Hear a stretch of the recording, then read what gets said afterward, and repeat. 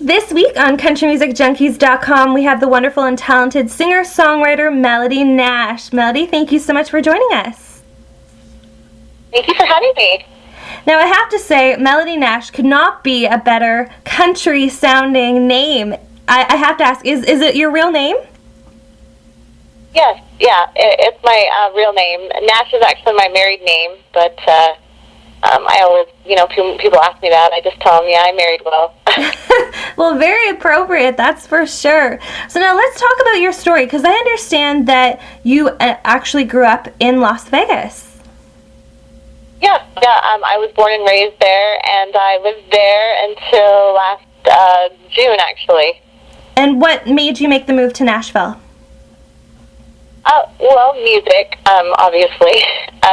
We just finally decided that it was time, and we just felt kind of, inspired to just, it was time to come, and we decided, try our hand in it. I have a song, one of my songs, What Could Be, talking about, just you never know until you really go for it and try and jump with both feet in, and so here we are. So is your husband a pretty active part of your music career? Oh, yeah, absolutely. He's very supportive. He loves my music. He's the one helping me right now with all of the promotion and the marketing and the managing and everything, so he's absolutely 100% supportive. Probably more like 110% supportive. He's always keeping me going, and he's great. Well, that's wonderful. That is a great story for sure. But let's hear about your kind of backstory. So you've been in Vegas for a while before moving to Nashville, and you started, I guess, your career in Las Vegas. Take us back to that time. Well, I actually was competing in some singing competitions, I guess you could say, or just talent competitions, and I always played classical violin, and somebody had mentioned to me if I could sing, and I said, sure, I can sing, I've been singing my whole life, and they said, well, have you ever thought of fiddling and singing country? And I love country music, I thought, why not? Why don't I try it? So I worked out a routine and competed, and it did so well, and I did so well after that, even though the classical violin, everybody loved that. It was just so different and so much more entertaining, and I think that's the moment. I was probably about 15 or 16 when I first did that. Wow. I think that was the moment that I fell in love with just the entertaining and the country music entertaining part of it. I had never even thought of it.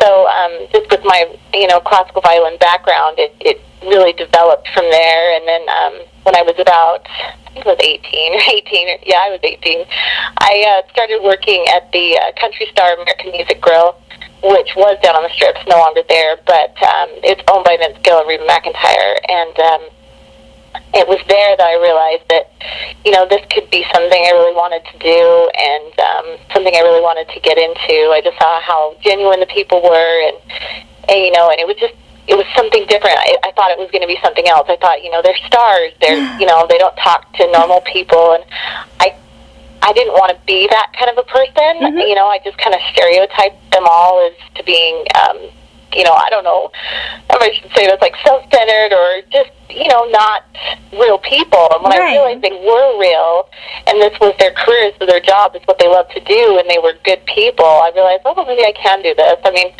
I don't know why I thought that. You just see people on TV, and sometimes you don't realize how real they are. And oh, yeah, absolutely. I could do this, so. Well, that's awesome. So let's talk about your own sound. How would you describe it? Well, a lot of people ask me who I sound like, and I guess I should just start saying I sound like myself. I try to sound like how I speak. That's the kind of method that I was taught to sing in a voice, in your own voice kind of speaking, and not trying to sound like anyone else. But there's definitely been influences of other people's music that have influenced my sound and how I do sing. When I was young, I loved Reba and Trisha, and their sound really influenced it. I sounded, my voice meshed a little bit closer to Trisha Yearwood's sound, so I kind of went from there, and then I went into some Faith Hill and some Martina McBride. So, you get a little bit of the belting, you get a little bit of the, the kind of the gravelly, but then I like the smoothness of Trisha Yearwood's voice and different people. And I also love Alison Krauss, so I try to keep my music, just pleasing everybody. Yeah. So it's a kind of mix of a bunch of different people and just my own, my own voice and just how I speak, kind of my own thing. Well, that's great. You definitely hit all of the country music icons, at least female icons. So that's phenomenal. And people, when they listen to your music, they can make their own conclusions as well. You have 6 singles out on your website. They're all awesome. Did you write all of them? Yeah, I did. I wrote all of them. That's phenomenal. And now, do you have a favorite? Do you want to talk about some of them? I mean, there's 6 of them, but we've got time. Which one would be one of your favorites? Well, right now, the one that's doing the best, and the one that I really love, is close to my heart, is "Unbroken." And that was just the song was completely inspired, the whole song.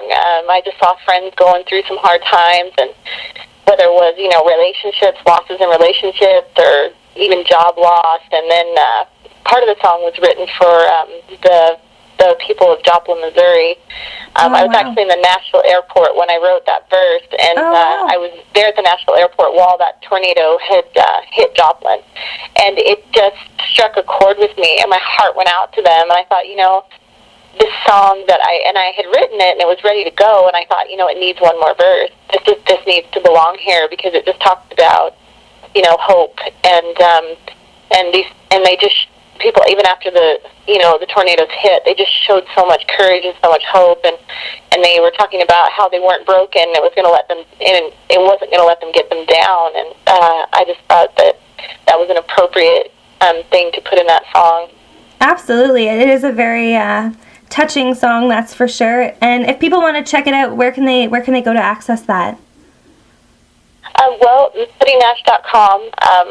That on my website, all the music, you can hear them in their entirety there. And also iTunes, Amazon, they can purchase it there and download it, all of that there too. And there's links on my website. So that's probably the best place to go. And I'm also on Twitter. I go by Melody Nashville. We just thought it was kind of catchy. So I go by that on Twitter. And also Facebook. I have a fan page on Facebook. Are those the best ways to get in touch with you if fans want to get in touch with you directly?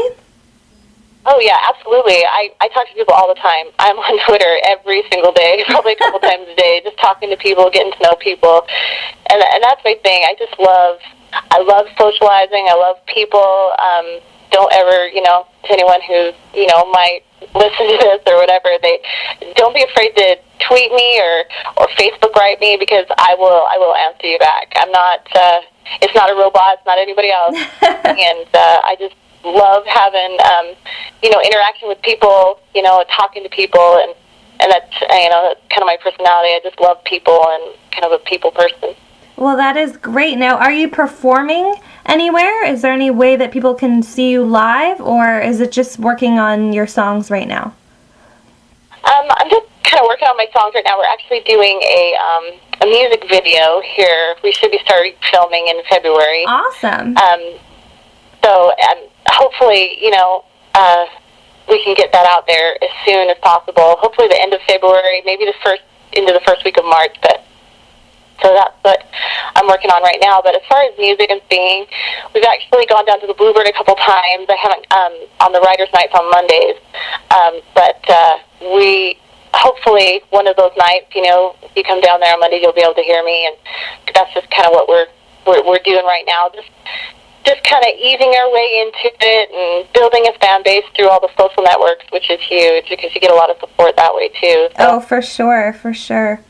Now, just going back to the music video that you mentioned, which song is that for? Have you released that song, or will it be a new one? Oh, no. We released it. It's Unbroken. Oh, perfect. Unbroken. We're actually going to be heading to Joplin, Missouri to film it. Oh, wow. Getting a lot of footage and maybe, seeing if we can, there's a lot of things around the town that they've posted, not posted, but, just walls of, where people have written and messages of hope and different things like that. And I thought that would be a really appropriate place to sing that song, since that's one of the driving forces to having me finish that song was that. So that's where it's going to be filmed. And then the next one is probably going to be after that, hopefully, like Idiocracy or Worth Never Giving Up. So we'll see. Well, that is awesome. We look forward to seeing those. Melody, thank you so much for joining us today. If you're interested in checking out Melody's music, go to melodynash.com. And Melody, please stay in touch with us. Okay, thank you.